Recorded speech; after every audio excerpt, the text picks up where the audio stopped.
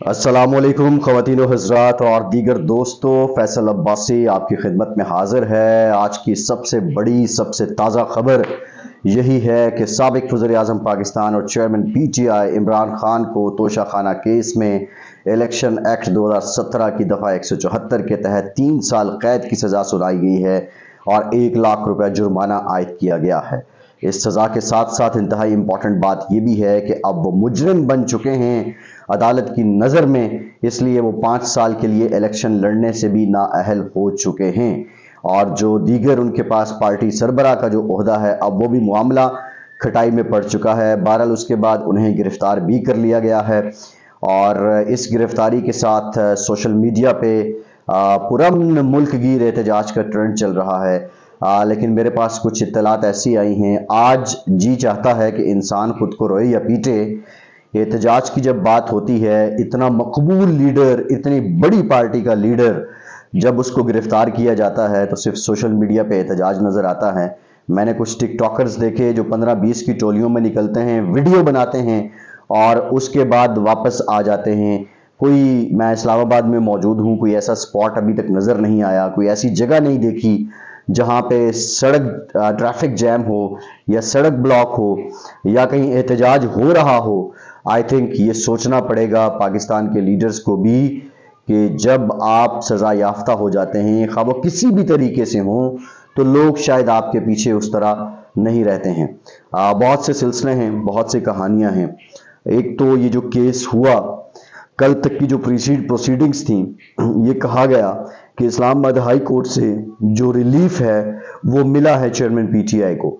उनकी एक दरख्वास्त जो केस नाकाबिल समात होने से मुताल्लिक थी, उसको मंजूर करते हुए जो केस का फैसला था ट्रायल कोर्ट का, उसको कलअदम करार दिया गया था। और अब वो आज हुमायूं गौहर साहब ने रात तकते रहे PTI के वकीलों की, वो नहीं आए, तो लिहाजा उन्होंने इस फैसले को काबिल समात ही करार दिया। दूसरी इंपॉर्टेंट तरीन बात यह है कि फिर जो उनकी दूसरी दरख्वास्त थी हक़ दिफा से मुताल्लिक, उस पर इस्लामाबाद हाई कोर्ट ने फरीक़ैन को अगले हफ्ते के लिए नोटिस जारी किए थे। लेकिन अब सवाल ये है कि अगर वो दरख्वास्त हाई कोर्ट में थी तो इस सब के बावजूद आज जज हुमायूं दिलावर साहब ने फैसला कैसे दे दिया। तो कल हमने बड़ी इस पे वकला से बात भी की, बहुत से वकला हमारे साथ मौजूद थे, जस्टिस शाइक उस्मानी साहब थे, बाकी लोग थे। तो उस पर यह नतीजा निकला कि ये जो दरख्वास्त है, फरीक़ैन को नोटिस दिए गए हैं, उस ऑर्डर पे स्टे नहीं दिया गया है, लिहाजा जो पैरेलल प्रोसीडिंग्स हैं वो ट्रायल कोर्ट में चलती रहेंगी। तीसरी दरख्वास्त थी कि हुमायूं दिलावर साहब से केस को मुंतकिल किया जाए और वो केस मुंतकिल नहीं हुआ, वो दरख्वास्त भी रद्द हुई।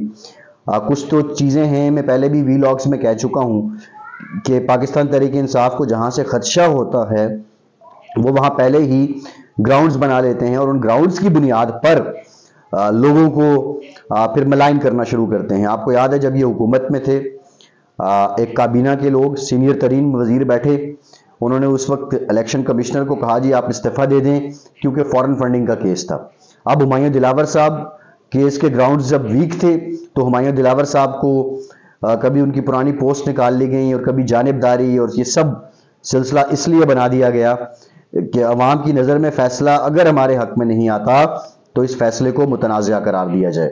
लेकिन ये तोशाखाना एक सीरियस तलवार थी जो लटक रही थी, बिलाखिर चली है और उसने काट दिया है सब कुछ। एक तो तस्वीर का ये रुख है। तस्वीर का दूसरा रुख ये है कि अब अदालतों की छुट्टियां हो गई हैं, हक की अपील PTI चेयरमैन के पास मौजूद है। अब वो अपील में जाएंगे, मामला अपर कोर्ट में जाएगा। लेकिन एक बार जब आप नाअहल हो जाते हैं, जब आप सजा याफ्ता हो जाते हैं, फिर ये मामला आसान नहीं रहता। आप नवाज शरीफ साहब का केस देख लें, उनके लिए भी मामला आसान नहीं है। ऊपर से आप कैद हो चुके हैं, आपका जो रोज वीलॉग होता था वो भी अब नहीं होगा। लेकिन आज मैं PTI के दोस्तों से कहता हूं, मैं मुस्लिम लीग नून के दोस्तों से कहता हूं, पीपल्स पार्टी के दोस्तों से कहता हूं, नवाज शरीफ इस नहज पे क्यों पहुंचे थे, इमरान खान इस नहज पे क्यों पहुंचे? भाई बात यह है कि जब आप इख्तिदार में होते हैं तो आप उन उसूलों से फिर जाते हैं जिन उसूलों के तहत आपने लोगों से वोट लिए होते हैं। तोशाखाना कोई इतना भी सीधा केस नहीं था। तोशाखाना में आप अपनी हाइप जरूर क्रिएट करते रहे, सारी बातें करते रहे, लेकिन ये बाज जो कानूनदान हैं उनकी नज़र में नोश्ता दीवार था। کہ بھئی اب یہ سلسلہ رہے گا اور اس میں یہ بہت سنگین تھا. بہرحال اب یہ معاملہ ہو چکا ہے, اب سزا ہو چکی ہے, اور سزا کے بعد کی جو کہانی ہے وہ جو پی ٹی آئی چیئرمین جن لوگوں کو چور ڈاکو میں نہیں بیٹھوں گا, میں ان کو نہیں چھوڑوں گا, میں ان کو پکڑ لوں گا, اب 4 سال ان کا احتساب کرتے رہے, سب کو اندر ڈالا, لیکن حاصل وصول کچھ نہیں ہوا. جب احتساب میں ناکام ہوئے, آپ نے اپنی غلطی کا اعتراف کیا, ساتھ ہی ساتھ اب آپ اس وقت کے آرمی چیف جنرل باجوہ پہ یہ سارا کچھ ڈال رہے ہیں. میں صرف جو بات آپ کے سامنے رکھنا چاہتا ہوں, دیکھیے اس میں کوئی شک نہیں کہ پی ٹی آئی مقبول جماعتوں میں سے ہے, اس میں کوئی شک نہیں کہ جو چیئرمین پی ٹی آئی ہیں ان کے فالوورز بہت زیادہ ہیں, اس میں کوئی شک نہیں کہ پاکستان کی عوام نے پی ٹی آئی کو ووٹ دیا ہے, اس میں کوئی شک نہیں کہ چیئرمین پی ٹی آئی کی پرسنالٹی کو لوگ پسند کرتے ہیں. لیکن حقیقت بھی کچھ معاملات ہیں. آج آپ کی جماعت کی اگر آج الیکشن ہو جائیں تو آپ کی جماعت کی کدھر ہے, ٹیم کدھر ہے؟ آپ کے پاس اس وقت 2018 میں تو کہتے تھے نا یہ اسد عمر صاحب ہیں فائنانس منسٹر ہیں, یہ کرشمہ ساز ہیں, یہ فلاں صاحب ہیں, یہ فلاں صاحب ہیں, یہ کر دیں گے وہ کر دیں گے. آج آپ کی ٹیم کدھر ہے؟ ہوتا یہ ہے کہ اقتدار میں آتے ہیں تو آپ کوئی لہروں کا تقابل کر کے ملا ملو کے بزدار صاحب کو لے آتے ہیں. سو مقصد یہ ہے کہ صرف ورچولی چیزیں نہیں چلتی, چیزیں آپ کے دماغ کی سوچ کے مطابق کسی حد تک چل سکتی ہیں, معاملات چلتے ہیں زمینی حقائق کے مطابق. سیاست کے اندر سب سے بڑی زمینی حقیقت یہ ہے کہ آپ اپنے مخالف کے ساتھ مخالفت کریں, لیکن مخالفت اتنی گھمبیر اتنی شدید نہ ہو کہ کل کو جب ہاتھ ملانا پڑے تو آپ کی نظریں نہ مل رہی ہوں, ہاتھ تو آپ ملا رہے ہوں. آپ نے سب کو ایک ہی لاٹھی سے ہانکا. آپ جس گھوڑے پہ سوار تھے آپ کو نہیں معلوم کہ اس گھوڑے کی ٹانگیں ہی نہیں تھیں اور وہ گھوڑا ایک دم گرنا تھا, اس گھوڑے کو کوئی سہارا دیے ہوئے تھا. اب آپ سول سپرمیسی کی بات کرتے ہیں, ریسنٹ کھولو فیل کا تضاد ہے. میں زیادہ سخت بات نہیں کرنا چاہوں گا, پاکستان کے جو ان کے لوگ ہیں ان کے دل ضرور دکھے ہوئے ہیں, لیکن یہ سب باتیں اپنی جگہ ہیں. اب جو نتیجہ نکلا ہے وہ اب آپ بھگت رہے ہیں. اب آپ موجودہ جو اسٹیبلشمنٹ ہے اس کو آپ بلیم دیں, آپ کسی کو بلیم دیں, لیکن حضور آپ سے غلطیاں ہوئی ہیں اور اس پہ سوچنا ہوگا. باقی جو فالوورز ہیں میں نے آپ کو بتایا کہ ٹک ٹاکرز ہیں 15 کے قریب نکلتے ہیں, ٹک ٹاک پہ ویڈیو بناتے ہیں اور چلے جاتے ہیں. یہ زندگی, یہ سیاست ان ویڈیو سے, ٹویٹر سے, فیس بک سے, انسٹاگرام سے, وی لاگ سے, یوٹیوب سے کئی گنا آگے ہے. میں نے پہلے بھی کہا تھا کہ میں پاکستان بیشتر گھوما ہوں, میں پنجاب سارا گھوما ہوں.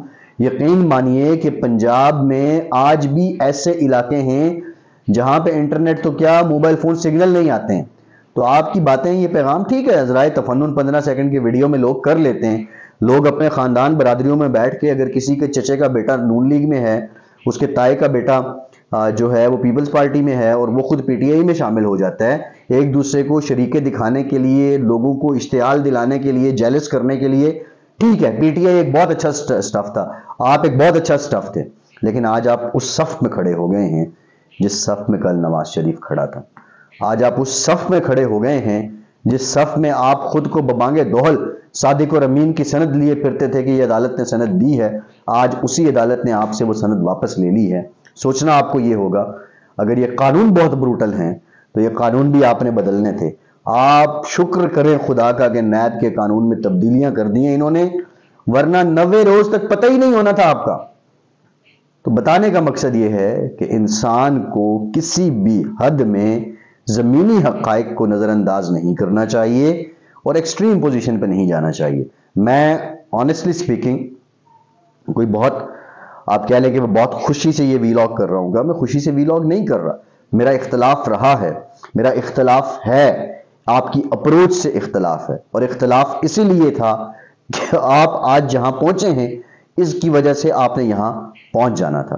بہرحال اب جو ہے نا معاملہ اتنا آسان نہیں ہے, یہ ٹک ٹاکر سے اور یہ فیس بک ریلز بنانے والوں سے کام نہیں چلے گا. اور اب احتجاج کر کے بھی آپ کو کیا ملنا ہے؟ آپ نے احتجاج جو پلان کیا تھا 9 مئی کا, وہ تو اس کا آؤٹ کمز دیکھ لیں, آپ کی جماعت ہی تتر بتر ہوگی. بہرحال آج کے ویلاگ سے اتنا ہی. فیصل عباسی کو اجازت دیجیے.